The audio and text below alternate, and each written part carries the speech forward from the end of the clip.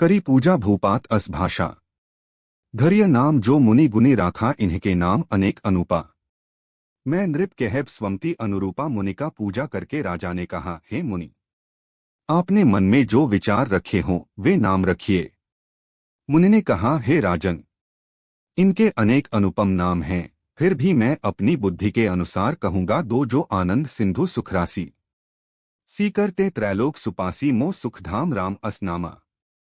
संपूर्ण लोकदायक विश्राम, ये जो आनंद के समुद्र और सुख की राशियां हैं, जिस आनंद सिंधु के एक करुणा से तीन लोग सखी होते हैं, उन आपके सबसे बड़े पुत्र का नाम राम है, जो सुख का भवन और संपूर्ण लोगों को शांति प्रदान करता है कि हेनी विश्व भरण पोषण कर जोई। ताकर नाम भरत अस होई जाके सुमिरंते रिपुनासा।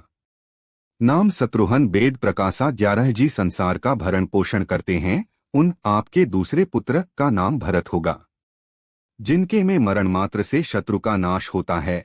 उनका वेदों में प्रसिद्ध शत्रुघ्न नाम है, पर लक्षण धाम राम प्रिय सकल जगत आधार ही गुरु वशिष्ठ ते ही राखा। लक्ष्मण नाम उदार सात जो शुभ लक्षणों के धाम, श्री राम जी के प्यारे और सारे जगत के आधार हैं। गुरु वशिष्ठ जी ने उनके लक्ष्मण ऐसा श्रेष्ठ नाम रखा, धेरे नाम गुर हृदयम बिचारी। वेद तत्व नृप तव सुत चारी मुनि धन जन सर्बस साई प्राणा। बाल केली रस तेहिन सुख माना। गुरुजी ने हृदय में विचार कर ये नाम धारण और कहा, हे राजन, तुम्हारे चारों पुत्र वेद के तत्व साक्षात परात्पर भगवान हैं, जो मुनियों के धन, भक्तों के सर्वस्व और शिवजी के प्राण हैं। वे इस समय तुम लोगों के प्रेमवश बाल लीला के रस में सुख है माना, बारही ते निज हित पति जानी।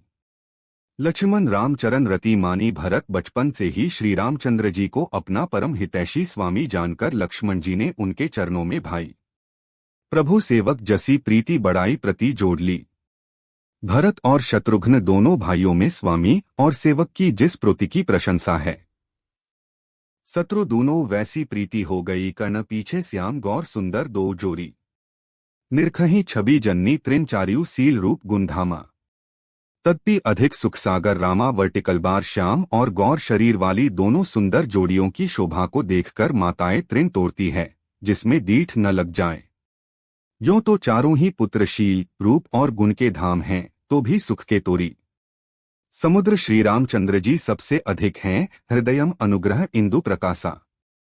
सूचत किरण मनोहर हासा। कभोर उछंग कभोर बरपलना। मातु दुलारई कही प्रिय ललना। उनके हृदय में कृपारूपी चंद्रमा प्रकाशित है। उनकी मन को हरने वाली हंसी उस कृपारूपी चंद्रमा की किरणों को सूचित करती है।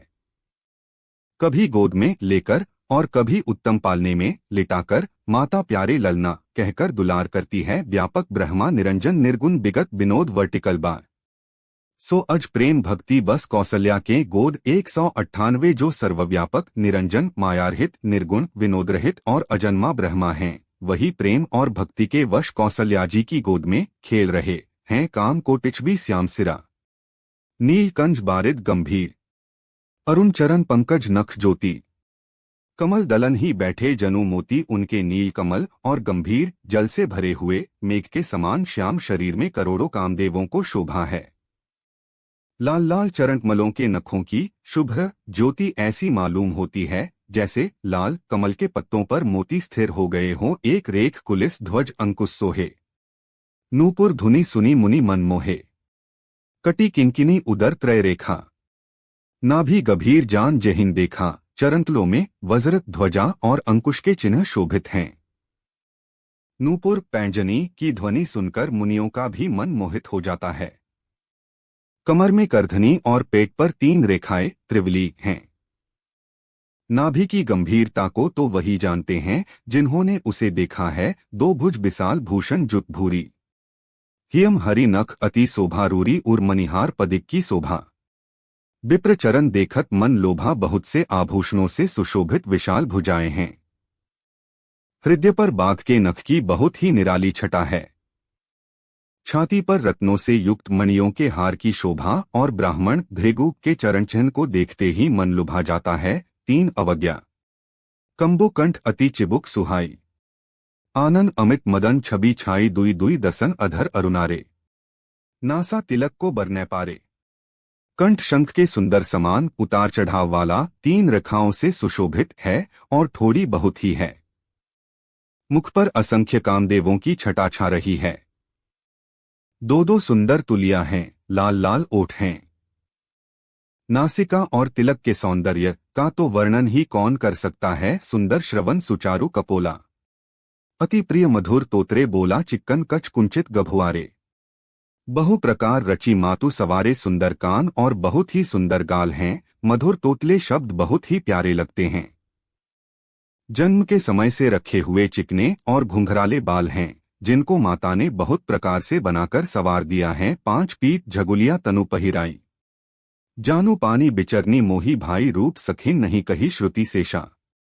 सो जाने सपने हु जेहिन देखा शरीर पर पीली अंगुली पहनाई हुई हैं। उनका घुटनों और हाथों के बल चलना मुझे बहुत ही प्यारा लगता है। उनके रूप का वर्णन वेद और शेष जी भी नहीं कर सकते। उसे वही जानता है जिसने कभी स्वप्न में भी देखा हो। सुख संदोह मोह पर ज्ञान गिरागोतीत, द्वैतिक परम प्रेम बसकर सिसुचरित पुनीत अवज्ञा, जो सुख के पुंज मोह से परे तथा ज्ञान वाणी और इंद्रियों से घटित होते हैं, वे भगवान दशरथ कौसल्या के परम प्रेम के वश होकर पवित्र बाल लीला करते हैं। अवज्ञा एही विधि राम जगत पितु माता, कौसलपुर बासिन्ह सुखदाता, जिन्ह रघुनाथ चरण रति मानी, तिन्ह की यह गति प्रगट भवानी। इस प्रकार संपूर्ण जगत के माता पिता श्री राम जी अवधपुर के निवासियों को सुख देते हैं, जिन्होंने श्री रामचंद्र जी के चरणों में प्रीति जोड़ी है।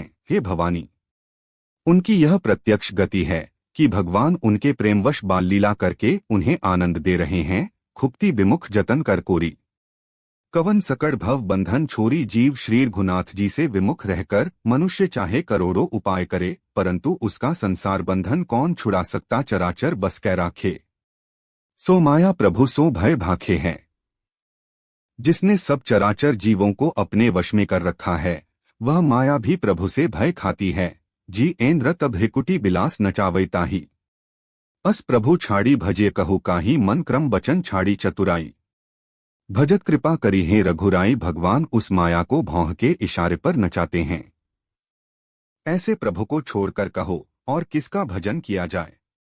मन वचन और कर्म से चतुराई छोड़कर भजते ही श्री रघुनाथ जी कृपा करेंगे। एही विधि से सुबिनोद प्रभु कीन्हा, सकल नगर बसिन्ह सुख दीन्हा।